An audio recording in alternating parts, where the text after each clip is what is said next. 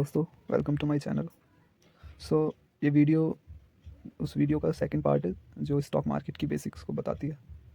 मैंने इससे पहले एक वीडियो और यूट्यूब पर अपलोड की थी जिसमें मैंने इन्वेस्टिंग से रिलेटेड बात की थी कि हमें इन्वेस्टिंग कहाँ और क्यों करना चाहिए। और ये सेकंड वीडियो है जिसमें मैंने बेसिक्स ऑफ स्टॉक मार्केट के बारे में और थोड़ा डिटेल में बताया है, यानी कि यहाँ पर हमने स्टॉक्स के बारे में बात की है कि स्टॉक मार्केट क्या है। आइए हम सब लोग आपस में जानने की कोशिश करते हैं कि स्टॉक मार्केट क्या है। जहाँ तक मैं स्टॉक मार्केट को समझा, मैं उसी ढंग से आपको समझाने की कोशिश करूँगा। यदि मैं गलत हूँ तो आप मुझे बता सकते हैं, क्योंकि मैं अपनी नॉलेज शेयर कर रहा हूँ आप सभी के साथ। इसमें भी मैंने कुछ क्वेश्चंस के थ्रू समझाने की कोशिश की है। What are the myths of stock market, यानी कि शेयर बाजार के मिथक क्या है। मिथक यानी स्टॉक मार्केट की वो बातें जो आपने अधिकतर लोगों को करते हुए सुना होगा कि स्टॉक मार्केट बहुत ख़राब चीज़ है, या आपका पैसा स्टॉक मार्केट में डूब जाएगा, या स्टॉक मार्केट सट्टा है। इस तरह की बहुत सारी चीज़ों को आपने सुना होगा बहुत से लोगों से। पर ऐसा क्या सच में है कि सच में स्टॉक मार्केट सट्टा है और यहाँ पर पैसा डूब जाता है?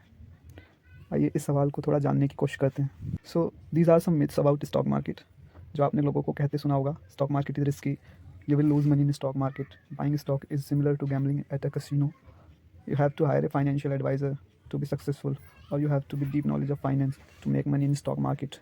You need thousands of money rupees to get started. Only insiders make money in this market. Popular companies are always safe picks. ये आपने लोगों को कहते हुए सुना होगा, या इसके अलावा भी बहुत सारे और भी सवाल या जवाब हो सकते हैं। पर मैंने जो मोस्टली लोगों को कहते सुना वो इसी तरह के कुछ सवाल थे। लोगों के जवाब इन्हीं में से थे कि स्टॉक मार्केट इस तरह का है। लोग कहते हैं कि स्टॉक मार्केट रिस्की है। एक्चुअली में स्टॉक मार्केट रिस्की नहीं है। आइए इसको एक बार निफ्टी के चार्ट से देखते हैं और आगे समझते हैं कि निफ्टी एक्चुअल में है क्या।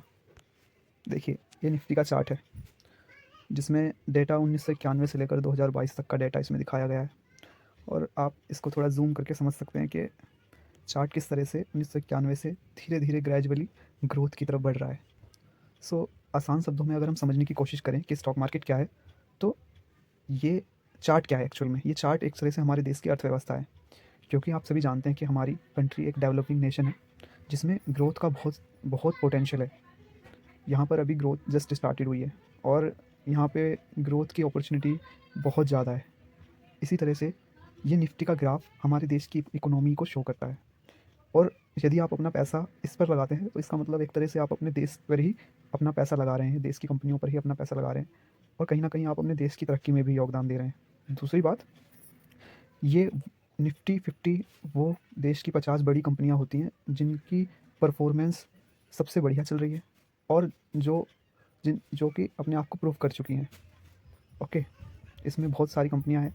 जब आप गूगल पे जाकर सर्च करेंगे निफ्टी 50 वेटेज, तो आपको पता लगेगा कि निफ्टी 50 के अंदर वे कौन सी कंपनियां आती हैं या वे कौन से सेक्टर्स आते हैं जो कि हमारे देश की इकोनॉमी को शो करते हैं। ठीक है, उसी तरह से आप देख सकते हैं कि आपने अगर इस चार्ट में कहीं पर भी इन्वेस्ट किया होता तो आपका पैसा एक लॉन्ग रन में इंक्रीज़ ही होता, बढ़ता ही। आपने 2001 में इन्वेस्ट किया होता, या 2003 में, या 2007 में, इवन जब मार्केट क्रैश होती है उस टाइम पर भी अगर आप अपना पैसा लगाते हैं और लगाने के बाद आप आराम से बैठते हैं, यानी जब मार्केट क्रैश हो जाती है उस वक्त आप अपना पैसा मार्केट से बाहर नहीं निकालते और वेट करते हैं मार्केट के वापस से उठने का, तो आपको एक अच्छा रिटर्न मार्केट देती है। तो कहने का मतलब यह है कि आपको थोड़ा समय ज़रूर लग सकता है, यानी कि हो सकता है आपको इतनी अच्छी नॉलेज ना हो और मार्केट जब अपने पीक पर हो उसी वक्त आप इन्वेस्ट कर दें, but in the long run आपका पैसा सेफ है और मार्केट उसको रिटर्न देती ही देती है। पैसा स्टॉक मार्केट में नहीं डूबता एक लॉन्ग रन में। और आप इस चार्ट को देख के समझ सकते हैं कि पीछे का चार्ट देखिए और आप सोचिए कि आपने इनके हाइस पर पैसा लगाया होता, यानी कि जब इस जगह कुछ इस पॉइंट पर आपने पैसा लगाया होता, तो क्या आपका पैसा डूब जाता? हाँ, थोड़े समय के लिए आपको लगता कि आपके पैसे की वैल्यू बिल्कुल आधी हो गई है, बट अगर आपने थोड़े समय और वेट किया होता तो आपके पैसे की वैल्यू वापस उतनी ही हो गई थी जब आपने जितना पैसा लगाया था। तो अगर आपको ये लगता है कि आपको उस वक्त निकल जाना चाहिए तो आप निकल सकते हैं, और उसके बाद भी मार्केट ने आप देख सकते हैं कितना अच्छा रिटर्न दिया है। तो इस तरह से ये चीज़ काम करती है। ठीक है, बट अगर आपको थोड़ी नॉलेज हो स्टॉक मार्केट की तो आप बहुत अच्छे से इसमें इन्वेस्ट कर सकते हैं। बट अभी हम इस पॉइंट ऑफ व्यू से देखते हैं कि अभी आपको नॉलेज नहीं है और उस लिहाज से आपको क्या स्टॉक मार्केट में पैसा लगाना चाहिए या नहीं। तो ये सवाल अब आप अपने आप से खुद पूछ सकते हैं। मैंने आपको ये चार्ट दिखाया है और मुझे नहीं लगता कि किसी को भी स्टॉक मार्केट इतना रिस्की लगेगा। एक्चुअल में रिस्की आप हैं, क्योंकि आपने इंस्टेंट पैसा लगाया, इस चार्ट को देखा और आपके माइंड में ये आया कि मैं थोड़े लो पे पैसा लगाता और वो जस्ट बढ़ जाता तो मैं उसको बेच देता। ये सोच करके आप अपना सारा पैसा पर्टिकुलर एक टाइम पर लगा देते हैं। बट आपको इतनी नॉलेज नहीं है और जस्ट उसके बाद मार्केट नीचे चला जाता है तो आपके अंदर पैनिक आ जाता है, जिस वजह से आप अपनी पोजीशन को स्क्वायर ऑफ कर देते हैं। यानी कि आप जब मार्केट नीचे जाती है तो आप लॉस में अपने माल को काट देते हैं, बाहर निकल जाते हैं बेच करके। इस वजह से आपको लॉस होता है मार्केट में, और मैक्सिमम नए लोगों को इसी तरह से लॉस होता है क्योंकि उन्हें इतनी नॉलेज नहीं होती और वो शॉर्ट टर्म गेन पाने की कोशिश करते हैं मार्केट से। शॉर्ट टर्म गेन बहुत अच्छी चीज़ है, पर उसके लिए आपको थोड़ी नॉलेज मार्केट की होना ज़रूरी है। और लॉन्ग रन में देखा जाए तो मार्केट बिल्कुल भी रिस्की नहीं है। अब you will lose money in stock market, आप समझ ही गए होंगे लूज़ मनी करने का क्या रीज़न है। क्योंकि आपको लालच आ जाता है, आपको जल्दी पैसे बनाने हैं, वो लालच आपके पैसे मार्केट में डुबा देता है। और ये तो कहीं पर भी है ना, यदि आप कहीं पर भी जाते हैं और लालच करते हैं किसी चीज़ में, तो अब वो चीज़ ऑटोमेटिकली ही गैम्बलिंग बन जाती है। वही चीज़ है, stock market is not gambling. Alright, आप लालच दिखाते हैं या फियर दिखाते हैं, उस वजह से आप उस चीज़ को गैम्बलिंग बना देते हैं। But stock market is a business, pure business. आप थोड़ा टाइम दीजिए, समझिए, लॉजिक लगाइए। आप किसी कंपनी, आप स्टेट बैंक ऑफ इंडिया में आपका पैसा रहता है, सेविंग बैंक अकाउंट है आपका, आप एसबीआई के शेयर अपने पास रख सकते हैं क्योंकि आपने बैंक में खाता खुलवा रखा है, आप अपने पैसे उसमें रखते हैं, यानी कहीं ना कहीं आपको एसबीआई पे भरोसा है। जब आपको एसबीआई बैंक पर भरोसा है तो आप उसमें हिस्सेदारी भी ले सकते हैं, उसके शेयर खरीद सकते हैं। और जब एसबीआई बैंक ग्रोथ करेगा, उसको प्रॉफिट होगा, कंपनी ग्रो करेगी, तो उसका कुछ भाग आपको भी मिलेगा, उसका कुछ पार्ट आपको भी मिलेगा। उसी को हिस्सेदारी कहते हैं। यानी कि आपने हिस्सेदारी ली स्टेट बैंक ऑफ इंडिया में, आप उसकी ग्रोथ में भागीदार बने, और जब उसको ग्रोथ हुई तो उसने उसका थोड़ा सा रिटर्न आपको भी दिया। सो इसी तरह से ये काम करता है। बट अगर आप लालच करेंगे तब आप बिल्कुल इसमें पैसा लूज़ कर देंगे। सो यही सच्चाई है। You need thousands of money to get started. अब ये तो बात बिल्कुल भी सही नहीं है। आप स्टॉक मार्केट 100 रुपये से भी स्टार्ट कर सकते हैं। You don't need too much money to start in equity trading. Alright, आप थोड़े पैसे से भी स्टार्ट कर सकते हैं, और सीखने के लिए आप 5,000 रुपये से भी स्टार्ट कर सकते हैं। Even stock you can buy from 10 rupees 20 rupees. But एक डिसेंट सा अमाउंट अगर देखा जाए तो 100 से 200 रुपये, जो कि हर किसी के पास होते हैं, और हर कोई इतने पैसे से स्टॉक खरीद सकता है। मुझे नहीं लगता कि आजकल के टाइम में किसी के पास 100-200 रुपये नहीं होते जो अपना बैंक अकाउंट खुलवाता है, या फिर जो व्यक्ति थोड़ी सी भी पढ़ाई करता है, कोई व्यक्ति थोड़ा सा पढ़ा लिखा होता है, स्टॉक्स के बारे में जानकारी ले रहा है, यानी मेरी वीडियो देख रहा है, तो उसके पास 100 से 200 रुपये होंगे, ऐसा मैं मान के चल रहा हूँ। और मुझे कहीं ना कहीं ये लगता है कि हर वो व्यक्ति ट्रेडिंग कर सकता है, या ट्रेडिंग ना बोले तो हम कह सकते हैं इन्वेस्टमेंट कर सकता है 100 रुपये से। और अगर कोई व्यक्ति ट्रेडिंग भी सीखना चाहता है तो उसके लिए भी उसको ज़्यादा पैसे की आवश्यकता नहीं है, वो 100 से 500 रुपये से स्टार्ट कर सकता है, ट्रेडिंग सीख सकता है। ठीक है, only Insiders make money in the market. क्या आपको लगता है ये वाला पॉइंट वैलिड है? बाज़ार में सिर्फ अंदरूनी लोग ही पैसा कमाते हैं, क्या आपको लगता है? इतनी बड़ी कंपनियां होती हैं, बड़ी बड़ी कंपनियां, HDFC बैंक एक बहुत बड़ी लार्ज कैप कंपनीज है। हाँ, इनसाइडर होते हैं जिनको कुछ ना कुछ चीज़ें पहले पता लग जाती हैं, वो रिएक्ट करते हैं, उनके बाद बाकी के लोग रिएक्ट करते हैं, मैं ये बात मानता हूँ। But only Insiders can make money, ये बात सही नहीं है। जब स्टॉक के दाम किसी पर्टिकुलर प्राइस पे चल रहे होते हैं, यानी कि मार्केट में पैनिक होता है, और उस वक्त आप एक अपना डिसेंट सा अमाउंट, यानी कि एक बहुत स्मॉल अमाउंट आप मार्केट में इन्वेस्ट करते हैं, ये सोच के कि एक लंबे समय में वो आपको गेन देगा, तो आप इस बात को आजमा सकते हैं। पैसा मत लगाइए आप, बस जो मैं कह रहा हूँ वो देखिए। जब मार्केट का कोई स्टॉक एक लो पे हो, यानी कि वो 30% 20% डाउन चल रहा हो, और वो अच्छी कंपनी हो, आप उसके सेक्टर देखेंगे, एक अच्छी कंपनी, यानी कि आगे फ्यूचर में उस कंपनी की ग्रोथ के चांसेस है। कोई भी FMCG की आप कंपनी देखिए, FMCG बिजनेस यानी कि फूड मेकिंग कंज्यूमर गुड्स जो बिजनेस होता है, उसमें घर के अंदर यूज़ होने वाली चीज़ें हम यूज़ करते हैं। अब उन कंपनी के आप स्टॉक्स के प्राइस देखिएगा, आपको दिखेंगे जो भी प्राइस है, और अभी थोड़े टाइम पहले, कुछ महीने पहले वो प्राइस नीचे थे, काफ़ी डाउन थे। बट अगर आप अभी भी देखेंगे और आप सोचेंगे उसे इन्वेस्ट करने के लिए लॉन्ग टर्म, तो आप उसको ट्रैक कीजिए। आज जो प्राइस है, आप एक कॉपी में लिखिए कि आपने वो एक इमेजिनरी आपने खरीद लिया उस स्टॉक को, और आप देखिए कि फ्यूचर में वो ग्रोथ करता है कि नहीं। क्योंकि आपने क्या देखा, जनरल लॉजिक देखा कि हर कोई खाने पीने की चीज़ें, घर में यूज़ होने वाली चीज़ें, साबुन सरफ, ये सब हर कोई इस्तेमाल करता है, और ये भविष्य में भी यूज़ होती रहेगी। बिस्किट हैं, ये सब चीज़ें हैं, तो ये कंपनियाँ ग्रोथ करेंगी। उसी तरह से IT सेक्टर है, IT की कंपनियाँ हैं। IT ने तो हमारे पूरे पूरे देश को, क्या पूरे विश्व को ही बदल के रख दिया है ना, चीज़ों को कितना आसान कर दिया है, बहुत बहुत तेज़ी से ग्रोथ करने वाला सेक्टर है। उसी तरह से बैंकिंग सेक्टर है। तो आप देखिए कि ये किस तरह से ग्रोथ कर रहे हैं, तो आपको समझ आएगा कि ऐसा नहीं है कि इनसाइडर जो अंदरूनी लोग होते हैं वही इसमें पैसा बनाते हैं, इसमें हर कोई पैसा बनाता है। बस आपको पेशेंस रखना है, आपने जो पहले सोचा है लॉन्ग टर्म ध्यान रखना है। आपको एक साथ अपना सारा पैसा इसमें नहीं डालना कभी भी। Now popular companies are always safe fix, नहीं, ऐसा नहीं है। क्योंकि कई बार आपको नहीं पता होता कि कंपनी में क्या चल रहा है। पॉपुलर है यानी कि उसका बहुत नाम लेते हैं लोग, न्यूज़ चैनल में आता है, बट ऐसा नहीं है कि वो कंपनी सेफ़ है। ऐसा भी हो सकता है कि कोई आपको फंसा रहा हो, क्योंकि अब देखिए कोई बड़ा इन्वेस्टर का पैसा है। आजकल मैंने देखा लोग कैसे इन्वेस्ट करते हैं, वो गूगल पे सर्च करते हैं और किसी बड़े आदमी का नाम लिखते हैं, जैसे कि अंबानी का पोर्टफोलियो, धीरू भाई अंबानी, जैसे मुकेश अंबानी का पोर्टफोलियो, या फिर जो राकेश झुनझुनवाला का पोर्टफोलियो। इस तरह से वो बड़े बड़े जो इन्वेस्टर्स हैं उनके पोर्टफोलियो सर्च करते हैं, और जो उनके पोर्टफोलियो में स्टॉक्स होते हैं वो उन्हीं स्टॉक्स को खरीदने की सोचते हैं कि ये सबसे बेस्ट तरीका है। बट ये बिल्कुल भी बेस्ट तरीका नहीं है। जिस व्यक्ति ने वो खरीदा है स्टॉक, मे बी वो स्टॉक पेनी स्टॉक हो सकता है, यानी कि पेनी स्टॉक के बारे में क्या होता है क्या नहीं वो मैं आपको बाद में बताऊंगा, बट इतना समझिए कि वो लॉटरी की तरह है। उस व्यक्ति ने उस स्टॉक को खरीदा है एक लॉटरी के हिसाब से, और उसने अपनी पूरी कैपिटल का उतना भाग उसमें डाला है, जो कि अगर वो ख़त्म भी हो जाए, पैसे जितना पैसा उसने उसमें लगाया है वो उसका लॉस भी हो जाए, सारा पैसा जीरो भी हो जाए, तो उसको अपनी उसकी पूरी कैपिटल पे उसका कोई असर नहीं होगा। यानी कि मान के चलिए आपके पास 50,000 रुपये हैं और आप उसमें से 1 रुपया अलग रख देते हैं और कुछ उससे ले लेते हैं, तो क्या आपको कुछ फ़र्क पड़ा? आप नहीं, बिल्कुल भी नहीं। बस इसी तरह से कोई व्यक्ति है जिसकी आमदनी ही कई हज़ार करोड़ है, तो उसने अगर उसने कुछ लाख रुपए या कुछ करोड़ रुपए उसमें लगा भी दिए, तो वो एक लॉटरी की तरह है। अगर वो बढ़ गया तो उसको रिटर्न मिल जाएगा, और अगर नहीं भी बढ़ा और लॉस हो जाता है, पैसे जीरो हो जाते हैं, तो भी उसको कोई फ़र्क नहीं पड़ेगा, क्योंकि उसके पास ऑलरेडी इतना पैसा है। ठीक है? तो आप हमेशा ध्यान रखिए, कंपनी पर पैसा लगाने से पहले थोड़ी रिसर्च करिए। और अगर आप कंपनी पर भी पैसा नहीं लगा सकते, तो आप डायरेक्ट निफ्टी 50 पर पैसा लगा सकते हैं, जो कि मैंने अभी आपको ये चार्ट दिखाया, आप इसी पे पैसा लगा सकते हैं। क्योंकि क्या है, ये तो अलग अलग सेक्टर्स का एक इंडेक्स है, यानी कि जितने भी अलग अलग सेक्टर हैं उन सभी सेक्टरों को जोड़ करके एक चार्ट बनाया गया, एक इंडेक्स बनाया गया, जो कि उन सभी सेक्टर्स की ग्रोथ को शो करता है। ठीक है? तो अगर आप इस पे पैसा लगाएंगे तो आप ऑटोमेटिकली गेन करेंगे। ठीक है?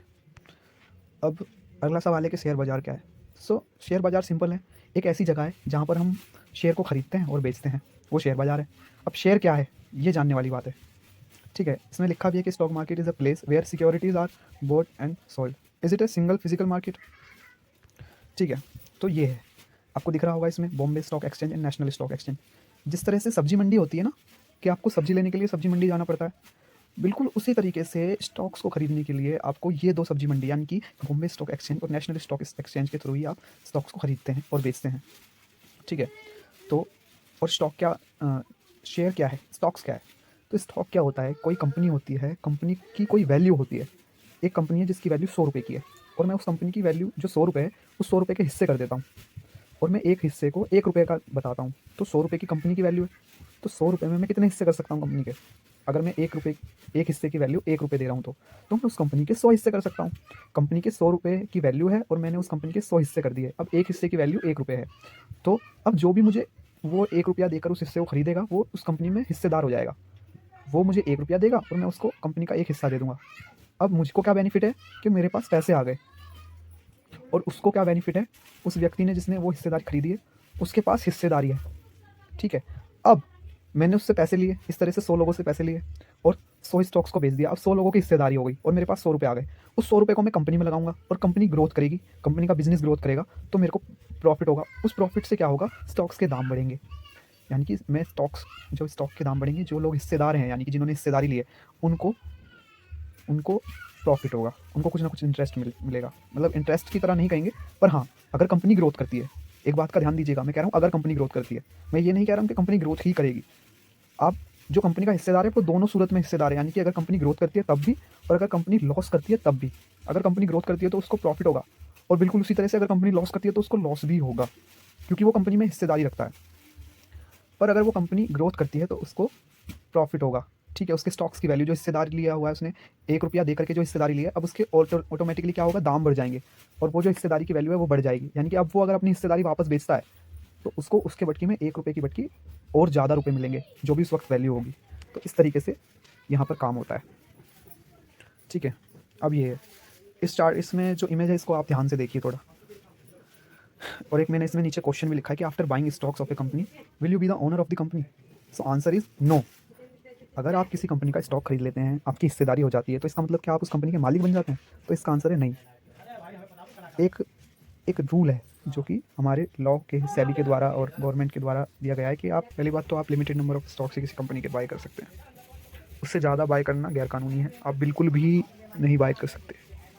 और दूसरी बात, अगर आप जो स्टॉक बाय किया है, क्या उससे आप मालिक हो जाएंगे कंपनी के? तो नहीं। Stock is the term that is use to describe a share in the ownership of a company. Each share of a certain company it essentially represent your ownership of a small portion of a public corporation.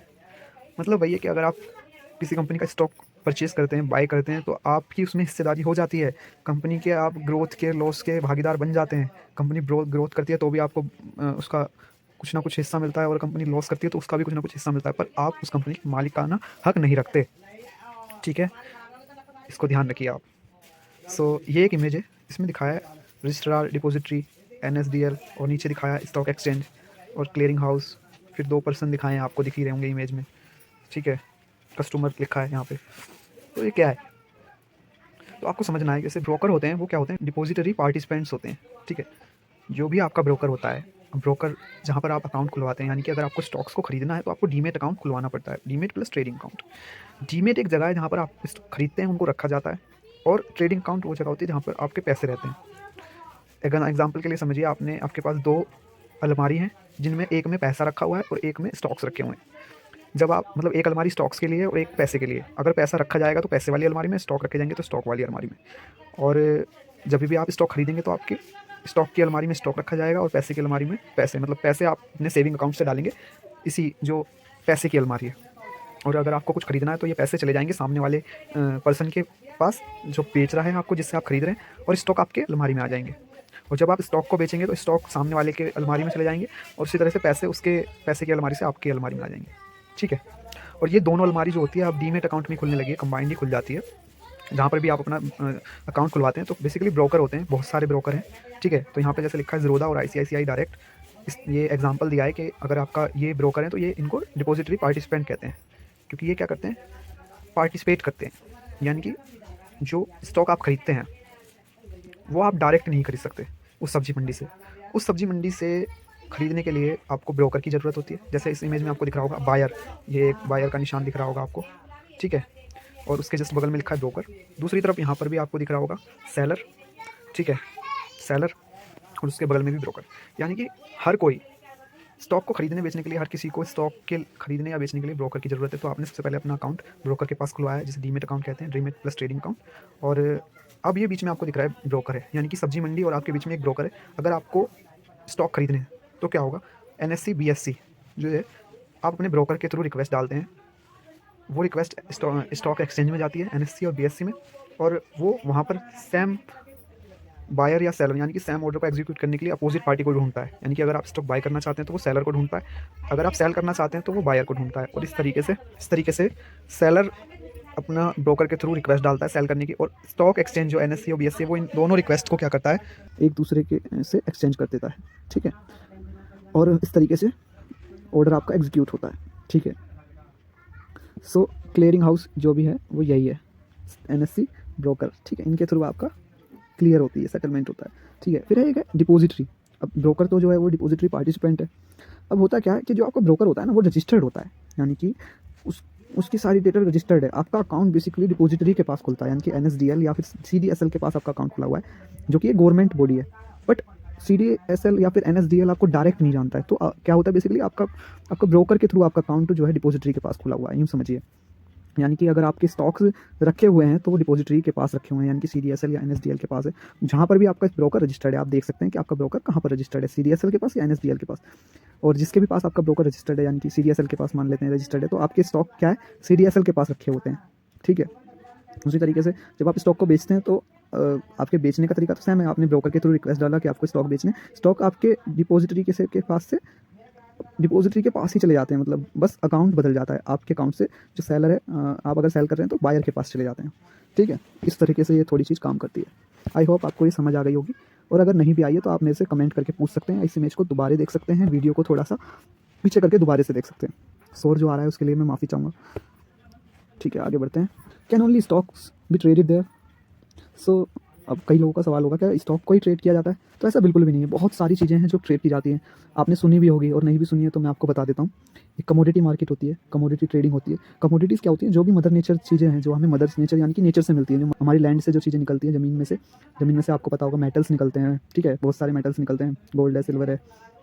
ठीक है, और जो भी nature से, जैसे पानी में से हमको क्रूड ऑयल वगैरह निकलते हैं, पेट्रोलियम वगैरह, वो सब है, नेचुरल गैसेज हैं। और आपकी लैंड से जो जैसे हम उगाते हैं, खेती करते हैं, तो एग्री कमोडिटीज़ भी होती हैं। तो ये सारी जो चीज़ें होती हैं इनका भी ट्रेड किया जाता है, ठीक है। बट इनको एक अलग तरीके से ट्रेड किया जाता है। इनमें जैसे हम स्टॉक्स में इक्विटी ट्रेडिंग करते हैं उस तरह से यहाँ पर ना होकर के, यहाँ पर बेसिकली क्या होता है, फ्यूचर्स डेरिवेटिव मार्केट में ट्रेडिंग होती है, फ्यूचर्स ट्रेड होते हैं यहाँ पर। सो बस आप ये समझिए कि यहाँ पर भी ट्रेड होती है, उसको हम कमोडिटी ट्रेडिंग कहते हैं, कमोडिटी मार्केट होती है। उसी तरीके से एक आपका करेंसी ट्रेडिंग होती है, यानी कि आपको पता है कि सभी देशों की करेंसी अलग अलग होती है, और एक करेंसी दूसरी करेंसी के रिस्पेक्ट में ज़्यादा या कम हो सकती है। जैसे हमारे कई आपने देखा होगा कि कोई हमारे इंडिया का जो $1 होता है वो हमारे इंडिया के 78 रुपये के आसपास है, 78 रुपीज़ के आसपास है अभी करंट में। तो इस तरह से घटता बढ़ता रहता है। सो अगर हमारी करेंसी दूसरी करेंसी के रिस्पेक्ट में घट रही है, यानी कि अगर $1 हमारे 70 रुपये के बराबर है, तो यानी कि हमारी करेंसी स्ट्रॉन्ग है, हमारी करेंसी स्ट्रॉन्ग हो रही है। पर अगर यहाँ उल्टा हो, अगर $1 की तुलना में 80 रुपये बराबर हो जाते हैं, तो हमारी करेंसी क्या हो रही है, घट रही है, मतलब हमारी करेंसी कमज़ोर पड़ रही है, और सामने वाली करेंसी क्या हो रही है, स्ट्रॉन्ग पड़ रही है। तो इस तरह से करेंसी ट्रेडिंग में भी लोग पैसा कमाते हैं, ठीक है। सो इस तरह से होता है, करेंसी ट्रेडिंग होती है। उसी तरह से कमोडिटी है, इक्विटी है, ठीक है। तो बहुत सारे तरीके की ट्रेडिंग होती है, ठीक है। और what does it mean when people say that the stock market is going up? So इसका क्या मतलब है भाई कि स्टॉक मार्केट ऊपर जा रहा है? सो बेसिकली क्या है कि जो आपने अभी पीछे देखा था निफ्टी 50 इंडेक्स है वो, ठीक है, जो कि एनएससी में ट्रेड होता है बेसिकली। एनएससी निफ्टी में क्या है, निफ्टी एक अलग अलग सेक्टर्स को लिया गया। एग्जांपल के लिए आईटी सेक्टर है, ठीक है, energy sector, IT sector, banking sector, finance sector, ठीक है, फाइनेंस में ही आ जाता है ये सब बैंकिंग सेक्टर जो है। तो finance sector, IT sector, energy sector, metal sector, PSU banks, वो बैंकिंग में ही आ गया, ठीक है। और आपका मेटल हो गया, और जो रियलिटी हो गया, रियलिटी सेक्टर हो गया। तो इस तरीके से ये कई सारे सेक्टर हैं। ये सारे सेक्टरों का कुछ ना कुछ वेटेज दे करके हमने एक इंडेक्स बनाया, ठीक है। उस इंडेक्स में हमने इनकी वेटेज रख दी, यानी कि हमने वेटेज दे दी। जैसे मैं एग्जांपल दे रहा हूँ, ठीक है। जैसे आपने आईटी को 10% वेटेज दे दी, ठीक है। उस तरह से आपने बैंकिंग सेक्टर, जो फाइनेंशियल सेक्टर है, उसको 30% वेटेज दे दी। और किसी सेक्टर को आपने कम वेटेज दिया, यानी मेटल को आपने मान लीजिए 5% का वेटेज दिया। तो इस तरीके से आपने वेटेज दे करके एक इंडेक्स बना लिया। अब क्या होगा, वो इंडेक्स बन चुका है, उसकी कुछ वैल्यू है, जो आप देखते हैं कि निफ्टी 50 अभी 17,000 पे चल रहा है, 18,000 पे चल रहा है, 12,000 पे चल रहा है। तो अभी करंट में 18,000 के पास निफ्टी चल रहा है। तो ये 18,000 वैल्यू आई है, एक वैल्यू आ गई। अब होगा क्या, अगर स्टॉक जो ये इनमें जो सेक्टर है निफ्टी के अंदर, अगर फाइनेंशियल सेक्टर तेजी से ग्रोथ कर रहा है, और साथ में कुछ और सेक्टर भी, जैसे कि आईटी सेक्टर जिसकी ज़्यादा वेटेज है, और मेटल सेक्टर, ये 3 सेक्टर क्या कर रहे हैं, ग्रोथ कर रहे हैं, और बाकी के सेक्टर ग्रोथ नहीं कर रहे हैं या फिर न्यूट्रल है, तो होगा क्या, क्योंकि इनकी परसेंटेज, क्योंकि इनका वेटेज निफ्टी 50 में ज़्यादा है, तो होगा क्या, ये तेजी से ग्रोथ, निफ्टी भी ग्रोथ करेगी, ऊपर बढ़ेगी। तो हम कहेंगे कि निफ्टी बढ़ रहा है। उसी तरीके से मान लीजिए कि ये जो सेक्टर है, फाइनेंशियल सेक्टर है और आईटी सेक्टर है, ये किसी दिन क्या करते हैं, न्यूट्रल रहते हैं या फिर डाउन चले जाते हैं, और बाकी के जो सेक्टर है जिनकी वेटेज कम है निफ्टी 50 में, वो ग्रोथ करते हैं। तो वो ग्रोथ तो कर रहे हैं। अगर आपने पर्टिकुलर उन कंपनियों पे अपना पैसा इन्वेस्ट किया है, तो होगा क्या, केमिकल जैसे सेक्टर है, एक केमिकल में आपने केमिकल की किसी कंपनी पे पैसा इन्वेस्ट किया, तो वो कंपनी का स्टॉक तो बढ़ रहा है, बट निफ्टी 50 के अंदर उसकी वेटेज कम है, और जिस चीज़ की ज़्यादा वेटेज है वो चीज़ घट रही है। तो होगा क्या, इन दी एंड ये पूरा जो ग्राफ जो होगा, ये जो इंडेक्स होगा, ये नीचे की तरफ जाएगा। तो हम क्या कहेंगे कि मार्केट आज नीचे जा रहा है। तो यही होता है निफ्टी और सेंसेक्स। अब निफ्टी जो होता है वो एनएससी में ट्रेड होता है, और सेंसेक्स जो होता है वो बीएससी में ट्रेड होता है, बॉम्बे स्टॉक एक्सचेंज, ठीक है। और जो निफ्टी है वो क्या है, वो 50 कंपनियों की को शो करता है, मतलब सेक्टर हैं, और सेक्टर अगर सेक्टर हैं और बाकी अगर कंपनियां देखेंगे तो निफ्टी 50 मतलब 50 कंपनीज, ऑलराइट। और सेंसेक्स जो है वो टॉप 30 कंपनीज, जो इंडिया की टॉप 30 कंपनियां, उसकी ग्रोथ को शो करता है या फिर उसका डाउन ट्रेंड को शो करता है, ठीक है। Some points keep in mind while you are buying और सेलिंग स्टॉक। तो क्या है कि आप कभी भी, जब भी आप स्टॉक को बाय या सेल कर रहे हैं, तो कौन सी वो बातें हैं जो आपको ध्यान रखनी चाहिए। सो देखो भाई, इस चीज़ पे तो बहुत सारी बातें कही जा सकती है, बहुत सारी बातें जो आपको दिमाग में रखनी चाहिए जब आप कोई स्टॉक को बाय करने जा रहे हो। तो मैं आपको एक मोटे मोटे तौर पर इसमें बताने की कोशिश करूँगा कि आपको कौन सी चीज़ें ध्यान में रखनी चाहिए जब आप स्टॉक्स को बाइंग या सेल करने की बात कर रहे हैं। तो जो भी स्टॉक बाय कर रहे हैं ना, उसके अंदर लिक्विडिटी होना चाहिए, ये बहुत ज़रूरी है। तो लिक्विडिटी से क्या मतलब है, अब लिक्विडिटी से मतलब ये है कि उस स्टॉक को आसानी से खरीदा या बेचा जा सके। एग्जाम्पल के लिए, आप दूध बेचने के लिए खड़े हुए हैं, लेकिन मार्केट में कोई बायर ही नहीं है जो आपसे दूध को खरीदे, ठीक है। या फिर आप दूध बाय करने गए हैं और मार्केट में कोई सेलर ही नहीं है जिससे आप दूध खरीद सकें। तो उस केस में क्या होगा, इन दोनों ही केसेस में आप दूध खरीदने जा रहे हैं तो आपको दूध मिलेगा नहीं, और अगर आप दूध बेचने जा रहे हैं तो आपको दूध बेच नहीं पाएंगे, क्योंकि है ही नहीं कोई सामने खरीदने वाला। तो उसी तरीके से यदि आप सामने वाला, अगर आपके पास आपका स्टॉक लिक्विड है, तो उससे क्या होगा, आपको उसका खरीदार मिल जाएगा। यानी कि अगर आप बेचने जा रहे हैं तो आपको खरीदने वाला मिल जाएगा, अगर आप खरीदने जा रहे हैं तो आपको बेचने वाला मिल जाएगा। तो ये बहुत ज़रूरी चीज़ है, आपको हमेशा देखना चाहिए कि उस स्टॉक में लिक्विडिटी होनी चाहिए। दूसरी चीज़ होती है volume. So volume, what is volume. तो जब कोई स्टॉक को खरीदा जाता है या बेचा जाता है, तो होता क्या है कि कोई वो स्टॉक बहुत ज़्यादा मात्रा में ट्रेड होता है उस दिन, वॉल्यूम क्या है बेसिकली, कि किसी स्टॉक को कितना ज़्यादा खरीदा गया है या फिर कितना ज़्यादा बेचा गया है, वो चीज़ वॉल्यूम है। तो आपको हमेशा देखना है कि उस स्टॉक के अंदर वॉल्यूम होनी चाहिए, यानी कि वॉल्यूम किसी स्टॉक में तभी हो सकती है जब वो स्टॉक ज़्यादा ट्रेड होता हो, ठीक है। अगर वो स्टॉक ज़्यादा ट्रेड नहीं होता तो उसकी वॉल्यूम भी कुछ खास नहीं होगी। तो आपको इन दो चीज़ों का हमेशा ध्यान रखना है, लिक्विडिटी और वॉल्यूम, ये दो चीज़ होनी चाहिए किसी भी स्टॉक में, ठीक है। और बाकी इसमें कुछ छोटे छोटे पॉइंट हैं, आप इनको देख सकते हैं। Buy low, sell high, a sure thing, get familiar with feelings, think long term, there is no perfect metric, dividends are your friend, ठीक है। इनको आप जूम कर करके रोक करके वीडियो को पढ़ सकते हैं क्या लिखा है, ठीक है। आगे बढ़ते हैं। So basic stock market terms, ये क्या है? ये fundamental analysis, technical analysis, face value, promoters of a company, तो ये कुछ टर्म है। और इसके अलावा भी बहुत सारे टर्म्स हैं। स्टॉक मार्केट में आने के लिए या स्टॉक मार्केट में स्टॉक्स को खरीदने के लिए ज़्यादा नॉलेज नहीं चाहिए, बट इसमें अच्छे से परफॉर्म करने के लिए आपको नॉलेज चाहिए। अगर आप इसमें प्रॉफिट अर्न करना चाहते हैं, यदि आप इसको अपना करियर बनाना चाहते हैं, या फिर आप अगर करियर भी नहीं बनाना चाहते और इससे एक रिटर्न जनरेट करना चाहते हैं, तो आपको नॉलेज चाहिए। और तो उसी के आधार पर ये कुछ बातें हैं, वो आप कैसे ले सकते हैं। तो उसके लिए दो तरीके हैं, या तो आप कंपनियों का फंडामेंटल एनालिसिस करना सीख लें या फिर टेक्निकल एनालिसिस करना सीख लें। क्या होता है क्या नहीं, यूट्यूब पर बहुत सारी वीडियो हैं, आप फंडामेंटल एनालिसिस डाल के सर्च करेंगे तो आपको मिल जाएगी, टेक्निकल एनालिसिस डाल के सर्च करेंगे तो वो भी मिल जाएगी। बट यहाँ पर एक झोल है। होगा क्या, फंडामेंटल एनालिसिस जो होता है वो बहुत ज़्यादा टफ होता है, ऐसा मैंने महसूस किया है। बाकी आप देखेंगे तो आपको समझ आएगा कि ये रियल में टफ है या नहीं। हाँ, लेकिन इस फंडामेंटल, क्योंकि ये फंडामेंटल एनालिसिस जो है ना, वो सीए और बड़े बड़े जो हेज ग्रुप्स होते हैं वो करते हैं जब वो अपना पैसा इन्वेस्ट करते हैं। तो किसी भी कंपनी का फंडामेंटल के बेसिस पे ही बड़ी बड़ी कंपनियां, फंड, हेज फंड्स ये इन्वेस्ट करते हैं लॉन्ग टर्म के लिए। और हाँ, लॉन्ग टर्म के लिए फंडामेंटल एनालिसिस बहुत जरूरी है। बट आप पूरा फंडामेंटल एनालिसिस ना कर एक मोटी मोटी चीज़ें जो क्या हम फंडामेंटल एनालिसिस में देखना चाहिए वो आप जरूर देख सकते हैं। बट अगर आप पूरा एक तरह से फंडामेंटल एनालिसिस करना चाहते हैं किसी कंपनी का या किसी सेक्टर का, तो वो बहुत डिफिकल्ट है, ठीक है। बट इसकी वीडियोज़ हैं, बहुत सारे ट्रेडर्स ने वीडियो डाला हुआ है, आप वहाँ जाके भी देख सकते हैं। दूसरा है टेक्निकल एनालिसिस। टेक्निकल एनालिसिस आजकल मोस्टली पीपल टेक्निकल एनालिसिस करते हैं। रीज़न उसका यह है कि टेक्निकल एनालिसिस फंडामेंटल एनालिसिस की तुलना में थोड़ा आसान है, सिंपल है, बट नॉट ईजी, ठीक है। सिंपल है पर ईजी नहीं है, ठीक है। और टेक्निकल एनालिसिस को आप आसानी से समझ सकते हैं। इसका जो सिद्धांत है, प्रिंसिपल है, वो एक है कि हिस्ट्री रिपीट्स इटसेल्फ, इतिहास अपने आप को दोहराता है। जो चीज़ें पहले हो चुकी हैं वो दोबारा होंगी, होती रहेंगी। तो उसी तरीके से टेक्निकल एनालिसिस वर्क करता है। और शॉर्ट टर्म के लिए टेक्निकल एनालिसिस बहुत अच्छा वर्क करता है, ठीक है। और मैं अपने इस चैनल पे आगे चलकर टेक्निकल एनालिसिस की ही वीडियो शेयर करूँगा।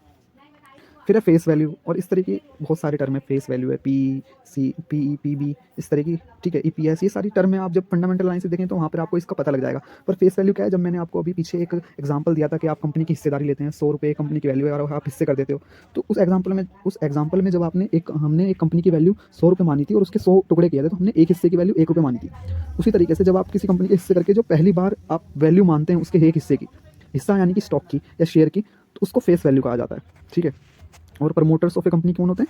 वो लोग जिन्होंने उस कंपनी को स्टार्ट किया, यानी कि वो लोग जिन्होंने उस कंपनी को बनाया है, शुरू किया है, ठीक है, वो लोग उसके प्रमोटर्स होते हैं, ठीक है। बाकी इधर मैंने ब्रोकर्स की इमेज दिखाई है कि बहुत सारे ब्रोकर हैं जहाँ पर आप अपना डीमेट अकाउंट खुलवा सकते हैं। मोतीलाल ओसवाल है, शेर खान है, ज़ीरोधा है, ICICI डायरेक्ट है, IIFL है, एंजल ब्रोकिंग्स है, एक्सिस सिक्योरिटीज़ है, कोटक सिक्योरिटीज़ है, ठीक है, करवे है, HDFC है, कार्वी, ठीक है, और HDFC। ये कुछ हैं ब्रोकर जहाँ पर आप, इसके भी अलावा और भी ब्रोकर है। आप अपनी समझ से रिसर्च कर इनमें से किसी भी ब्रोकर के पास अपना डीमेट अकाउंट खुलवा सकते हैं। पर आप हमेशा एक डिस्काउंट ब्रोकर को चुनें। अब डिस्काउंट ब्रोकर कौन होता है?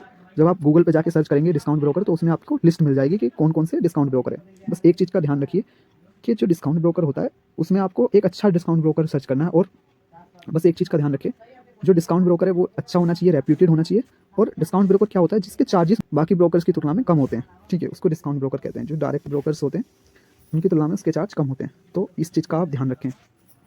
Alright, thank you for watching my video. I hope आपको इस वीडियो से बहुत कुछ समझने को, सीखने को मिलेगा। और आपके जो भी सवाल हैं, जो भी क्वेरीज हैं, आप मेरे से इस वीडियो में पूछ सकते हैं, नीचे लिख सकते हैं। और अगर मैंने कुछ गलत बताया है या मेरे से कुछ मिस्टेक हुई है तो उसके लिए मैं माफ़ी चाहता हूँ। उसे भी आप मेरी वीडियो में नीचे बता सकते हैं, सुझाव दे सकते हैं, ठीक है। उसके और आपका बहुत बहुत शुक्रिया। वीडियो देखने के लिए आपका बहुत बहुत धन्यवाद।